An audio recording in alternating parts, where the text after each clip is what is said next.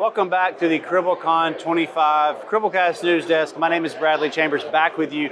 I have, I would say, top 5 of my favorite friends at Cribl, Nikhil Mungel. Honored. Nikhil, What's been the vibe today for you for CriblCon? What's been your favorite part? Man, it's just the energy, right? I mean, like talking to customers. We have an AI booth right over here, and I've had some very deep conversations, helping customers solve like hands-on keyboard problems. Well, and I think Cribl Guard, to me, I can see that that's been a really, customers have been excited about that. I've heard that multiple times, and that was a product that we really built pretty quickly for what it does. It was like that was a sprint because our customers wanted it. We really our roadmap is because we talk to customers all the time. What challenges you have? What do you want to do? And we build things to help solve that. How is AI changing the way that teams approach their data management? First off, I mean, Cribl Guard has been like fantastic. And we have AI, sort of like we incorporated AI from the ground up and we build that out. But to answer your question, when it comes to data management tasks and data visualization tasks, I feel like AI is reducing a lot of cognitive burden on like the operator, like the human admin. Especially if you're IT ops or DevOps or SecOps, SRE, like you have an endless list of things to do, right? You have so many tools, so many priorities. AI is kind of like just taking away the toil and some of the busy work, and like leaving you with just interesting challenges to figure out as an intelligent person. Well, it's really like, let's say if you're not a Kusto expert, you should be able to use, and like if you know what you want, the system should be able to translate what you want into that language, and that's using technology to make the life easier. I mean, I remember simple explanations like when calendars got natural language scheduling, you're like, that probably should work that way. Technology makes it easier. What kind of challenges does the Cribl Copilot framework help solve for engineers when they're just wrangling these complex logs? So natural language, or being able to express yourself in a language that you're most comfortable with, right, is like probably the most key productivity booster. And when I say a language, I mean pretty loosely. It can be English, it can also be in Spanish, it can be in Mandarin.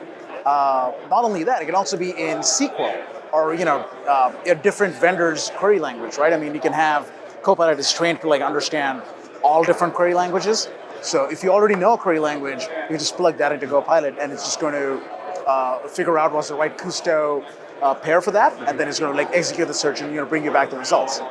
I was talking earlier, and I don't. This may be a bad analogy, but I remember when if you want to build a website, you had to write HTML. I mean, you were in the text editor. If you wanted to bold, you had to write the code for bold. And largely nobody does that anymore. And you could argue that somebody should still know how to do that, but web development's come a long way. You're like, well, no, the code's being handled on the back end. There's a nice editor that handles that, and it's sort of moving that way with our telemetry management. It's more about what you want it to be versus trying to learn the ins and outs of a system and how it works. It's I want it to work the way my brain works. Right. So as we start thinking about, we were joking earlier with Sidney Mayers, when you think about if you got 14 ways to do something, you're like, all right, what we're going to do is we're going to make one standard. What happens? Now you have 15 ways to do something. And we're seeing some really cool things happening with OCSF. And how is Copilot helping customers get their logs into those industry standards for schemas? That's one of the marquee features that we launched with Copilot Editor. Copilot Editor is kind of like an IDE that's built into the Cribl product that customers can use and users can use to schematize their data, fit OCSF or ECS or UDM or really what have you. And it's a very tedious process that has now largely been automated thanks to AI, right? Because before pre-LLMs, you had to pop open the spec on one screen, pop open your input logs on one screen, manually map every field, write regular expressions by hand. And now, trust me, it's one prompt, right? So you're here are my sample logs. If you don't even have sample logs, it can generate sample data for you in the specification you ask it to. And with one command, it can be well, I want to convert these logs to OCSF, and it will figure it out, right? So instead of telling the system how it should do something, you're simply telling the system what is it that you want, and the system will figure out a way to get you what you want without you having to write HTML or write an OCSF transformation by hand. So it kind of reduces the barrier to entry too. Yeah, I love it. we talked about Cribl Guard earlier, and I want to come back to that. Redacting sensitive data can be time consuming, and if you mess up, there's massive issues because then you're ingesting data that you really don't want to ingest. Yeah. How does Cribl Guard, how does it know what to redact? Yeah, well, that's a great question, and we have trained it pretty well in terms of understanding. We have, I'm going to say 18 or 20 agents running in production right now, each sort of its own special. It has it's an expert in something, and one of our agents is expert in fishing out sensitive data from just plain text, right? So we use a model called as a named entity recognition model.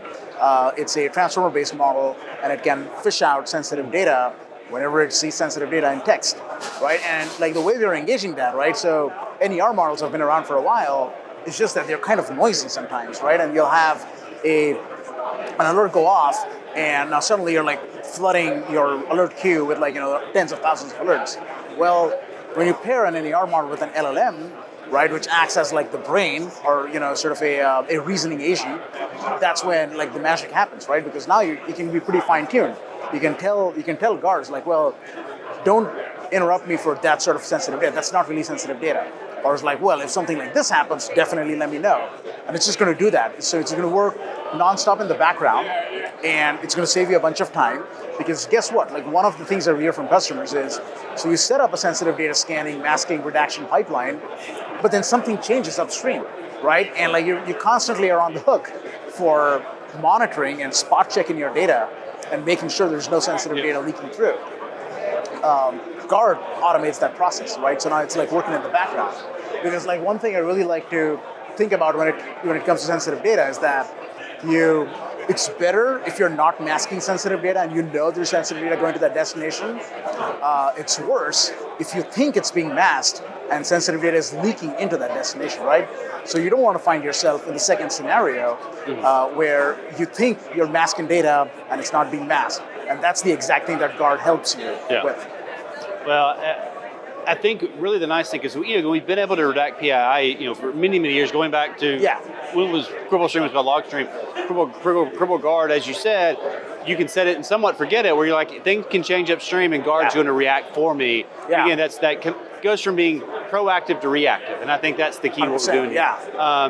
Nikhil, thank you for coming on the news desk. I know you all had a session. It's fantastic. A lot of great things are in the work. I wish I could share everything that I know that's coming, but there's a lot of great things in the pipeline on the roadmap for our AI initiatives. And so 100%. Thankful that you're here, and thank you for coming and taking time with us.